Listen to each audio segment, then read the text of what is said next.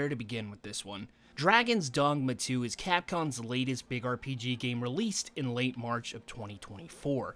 I gave this one a go for over a month. That way I wasn't rushing to decisions, so I could give you the clearest, most straightforward review to hopefully help you with deciding if this is a game you should pick up or not. The footage you will see was recorded on PC, which is what I did my playthrough on. I really let this game stew and didn't rush through it to let things set in on how I truly felt about this game. Versus some other reviews you may have seen where they got early copies and the race was on to get that first review out. If you're new here, know this. When it comes to reviews, I don't sugarcoat things. I try to give you the big things to know without taking an eternity to get there, while telling you how I personally feel about the game, and of course, no major story spoilers will be shown. Without further delay, let's get into it. Go now, lost soul. Learn all you can of this world you must protect.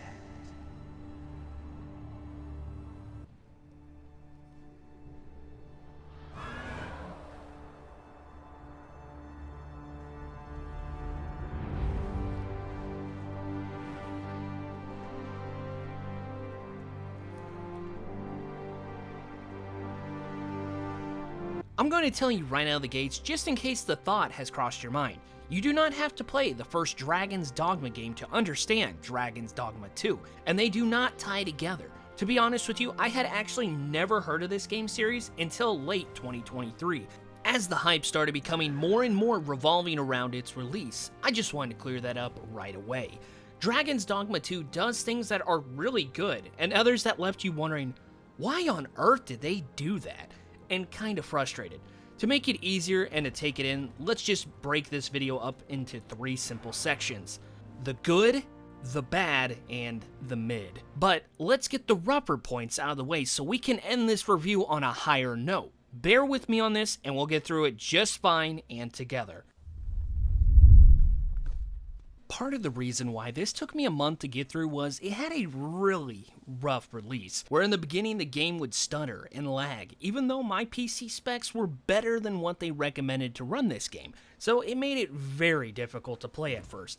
In fact, I ran into it a few times where I'd have to go as far as to reset my PC to start up the game without running into graphical issues, where it would show me being in the red zone on the storage, even though, in reality, I had plenty of space to operate this game comfortably. Once in the game, I'd occasionally encounter episodes where it would become grainy for no reason without me touching the settings, while having countless times of going into a populated area where NPCs would appear out of thin air with you being 10 feet from them. Another thing Capcom did that I don't truly understand how it happened is at launch, they had it where there wasn't a new game option. If you messed up and wanted to restart, you couldn't.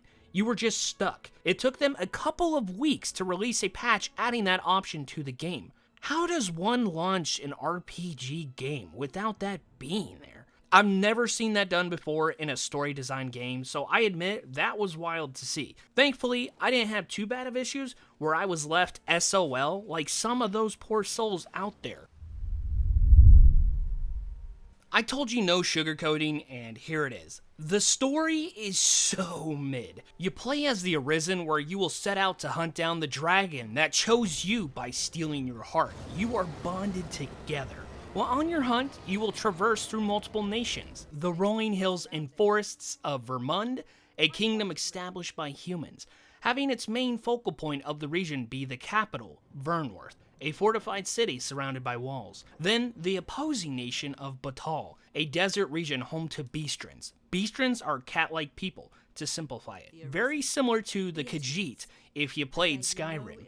I thought the whole part of the two conflicting nations would be played up a bit more in the game and lead to some suspense or a deeper discovery of why that was, or possibly enhancing the quest of the dragon hunt itself. But to my dismay, it was kind of a downer. It wasn't the worst story I've ever played, but it had potential to be different is all. Sadly, it didn't go in a direction I thought was very entertaining, and it resulted in an ending I didn't feel too much for, or its characters for that matter. Very minimal interactions with reappearing characters monsters, and when you did, there simply was no spark to care for them. For other mid-ground aspects, I think the monsters started off kinda cool in the very beginning, but the more you play, you begin to realize there isn't too much of a variety, as you will dominantly see goblins, flying harpies, wolves, and a ton of lizard creatures too, like saurians. Yes, there are other creatures and monsters you will encounter in the world. Some are pretty cool, but sadly those encounters are far and few. But when you do encounter those tough monster bosses, it could lead to some awesome fun boss fights. The last point I'll touch on before we move to the best things Dragon's Dogma 2 has to offer is the fast travel system. It's there, but not truly, as it's two very limited options for you to do it. You can either hire a driver of an ox cart, which can take you to the location they offer, and it's only during the day. Then the other option is to use a fairy stone to teleport to a spot that has a port crystal to spawn at for the locations you've discovered already. I admit the fairy stones are satisfying to use, but kinda steep, as one stone costs 10k.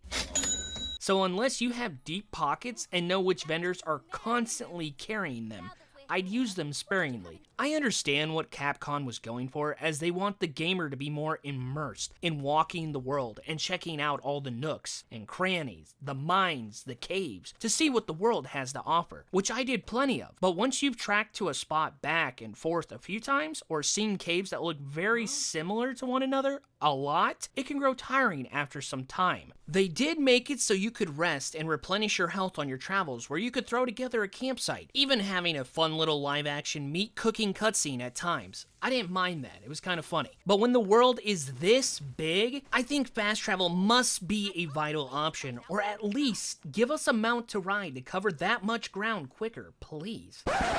Hey, if you stuck with me this far, thanks, and congratulations, you just survived the 2 rough patches about Dragon's Dogma 2. Now, let us finish with the good things.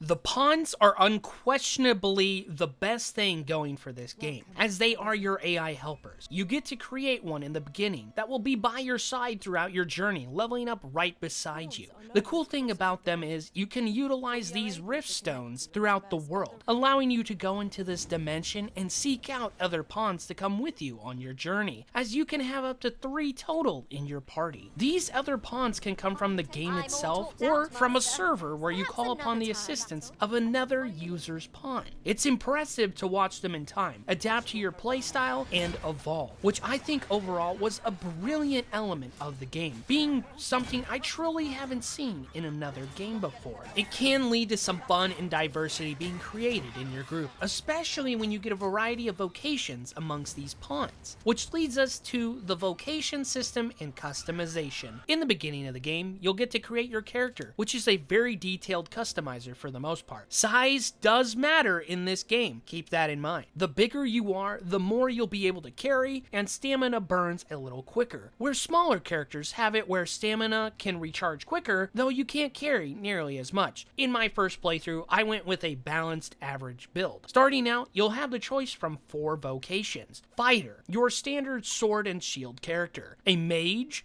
equipped with a magical staff, primarily a healer and support character, having some offensive magic options.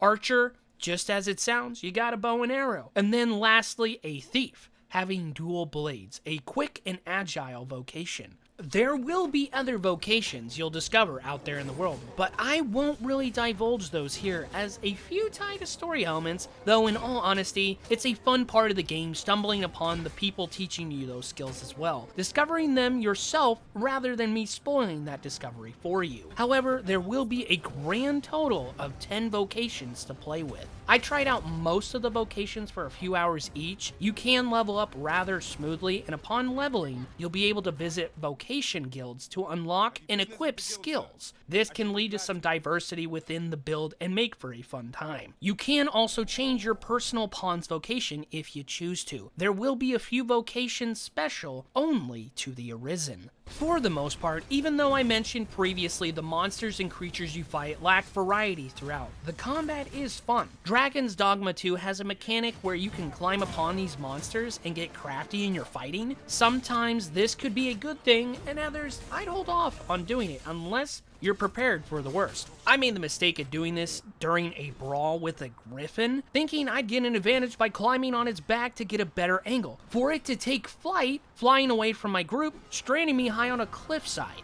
Long story short, I couldn't find a way to get down without dying, so I had to load up a previous save, losing quite a bit of time in doing so. Nonetheless, it's still an awesome mechanic. Then of course, there is the normal approach depending on which vocation you're playing with. Out of testing majority of the vocations, I personally enjoyed my time with the fighter and getting in the action sort of builds versus the magical ones. Don't get me wrong, I'm sure magic will be fun for some people, but typically magical builds tend to have ways of making them OP, taking some of the challenge out of the experience. I didn't want that, so I chose not to really invest a lot of my time in those vocations.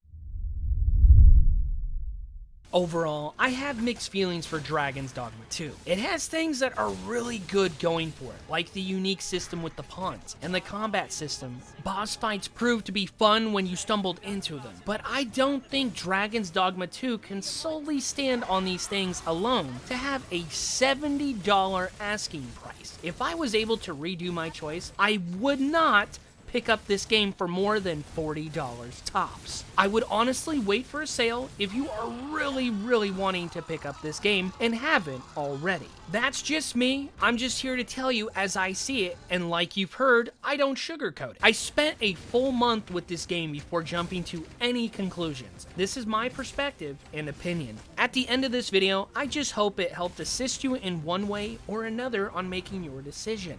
That's gonna be a wrap for Dragon's Dogma 2. If you made it to the very end, thank you. I do appreciate you sticking it out to hear me out. Before you go, consider dropping a like and let me hear your thoughts in the comments. What do you think about Dragon's Dogma 2? Though most importantly, remember to take care of yourself, have a great day, and I'll catch you in the next video.